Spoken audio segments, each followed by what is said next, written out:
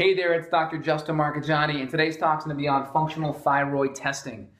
So I have patients that come into my office daily that tell me their thyroid's normal, and they bring in their TSH test or their thyroid stimulating hormone test, or maybe their T4 test, and they say, hey, look, I'm normal. There's no problem here. But they know they have all these low thyroid symptoms. Their hair's falling out, their eyebrows are thinning, they have weight gain, they have fatigue, they have depression, they have mood issues, they don't feel good, and their doctors typically are telling them, here's an antidepressant, it's all in your head, you're aging, or maybe if they're lucky, they get thrown on some Synthroid, which again, most of the time it doesn't fix the problem anyway.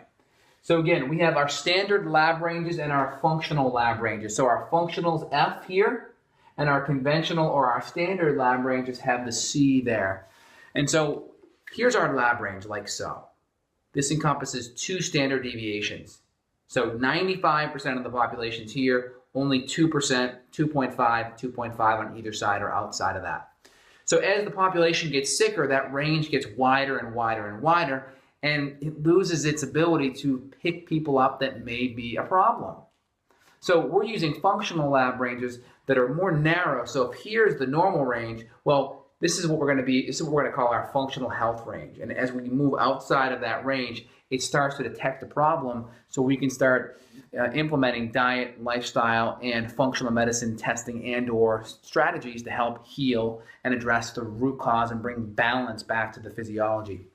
So first off, let's go through what thyroid testing is and what the ranges are and what each thing means here. So our thyroid stimulating hormone is a brain hormone. It's from our pituitary. You can see here, this is our brain, and it spits down TSH. And when we have a thyroid problem, it's because our TSH is going high. So if I'm trying to get someone's attention over there, and I'm just whispering, saying, hey, and they can't hear me, I may have to increase the volume of my voice till I'm yelling. And that's kind of how TSH is. As TSH goes up, it's because the thyroid downstream isn't listening. So high TSH actually means low thyroid. It's an inverse hormone. Low TSH means, it can mean high thyroid unless you're on thyroid medication. So again, TSH, and this is the conventional marker that's used to assess thyroid problems. Again, it's not good. When it's high, it picks you up, but the majority of the time, it's not good enough. And again, why are we making assumptions on thyroid function based on indirect hormones when we have all of these hormones below that we can look at? It just makes no sense to me at all. But again, we have these testing, and there are great functional medicine doctors out there that are helping people that weren't getting help in the past. And there's like 30 million people out there that are undiagnosed with thyroid issues. So again, if you're suffering, you don't have to be. So again, only 2% of our thyroid hormones actually free, meaning it has the ability to bind to a receptor site. So if this is a receptor site and this is my thyroid hormone, only 2% of thyroid hormones have the ability to bind in like this. So this is a free thyroid hormone binding in like so. And you can imagine here would be a protein-bound thyroid hormone, right? 98% are like this. So when the cap hits, it can't bind into the receptor site. So only 2% have the ability to bind. So I'm going to draw that in here. 2%. Now that's important because we want to look at hormones that actually have the ability to do something. So we look at our total. This is kind of like our 100% picture, and then this is our 2%, what's actually there. So both are important. This gives us biological activity. This gives us strength of the gland. So function and strength. You want to look at both of those things. And then T3s are actually our active thyroid hormone. It's really what's getting the job done. In most thyroid issues, we have underconversion. We don't have the ability to convert T4 to T3. So we want to do that so we can assess and see what type of thyroid pattern there is, because one of the thyroid patterns that we'll go to in another video is a underconversion problem.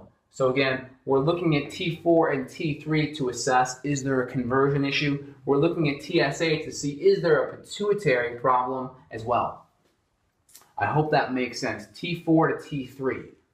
And again, T3 free is really the most important because this is the baby that's having the effect at the receptor site level. This is the one that's coming in here. It's about 300% more biologically active than T4, and it's actually binding into the receptor site and making things happen. So these are your 2 most important ones right here. I'm going to just put a little line next to it so you know. T3 and T3 free are the most important. Now, reverse T3 is also important because if the body's under stress, the body can shunt. It can shunt more of that T3 to reverse T3 to act like a brake on the thyroid system. And again, when we have thyroid problems, we can start to see a conversion.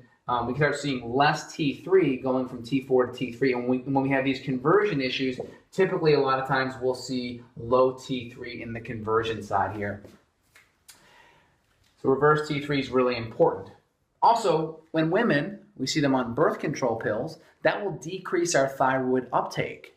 And we'll also see women who maybe have PCOS or polycystic ovarian syndrome. They'll have high amounts of testosterone. That will cause higher amounts of T3 that will actually cause the cell to shut down, kind of like insulin resistance. The cell gets resistant. So with birth control pills, we may see low T3 uptake.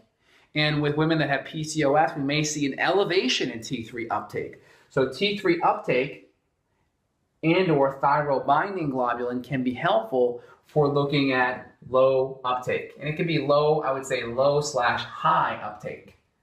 And the high being the PCOS side. So we have the birth control side on the low, and we have the PCOS side on the high. Next, autoimmunity. 50 to 90% of thyroid issues, the research kind of varies. It can be a little controversial. Say that thyroid issues are autoimmune.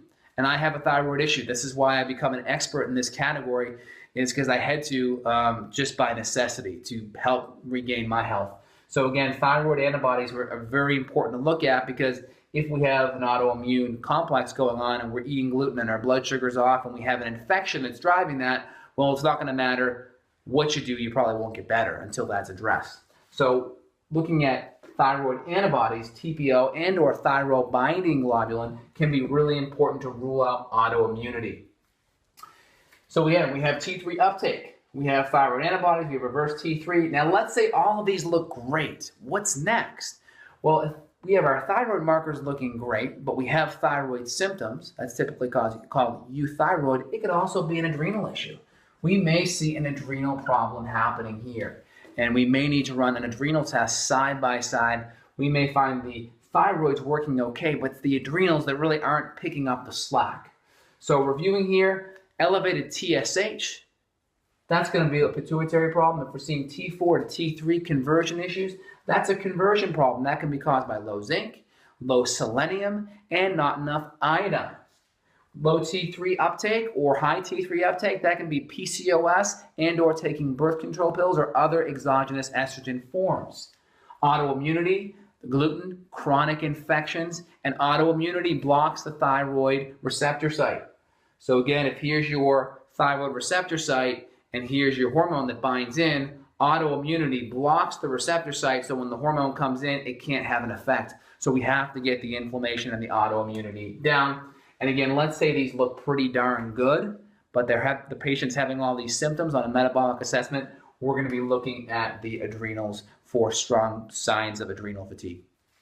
Again, this is Dr. Justin here. Again, there are millions of people out there suffering from these problems. Click below the video to get my free video series on female and thyroid hormone issues. And if you're suffering, you don't have to. There's a link below that you can click where you can get access to a one-on-one consult with myself. Again, more videos will be coming your way. Thanks and have a great day.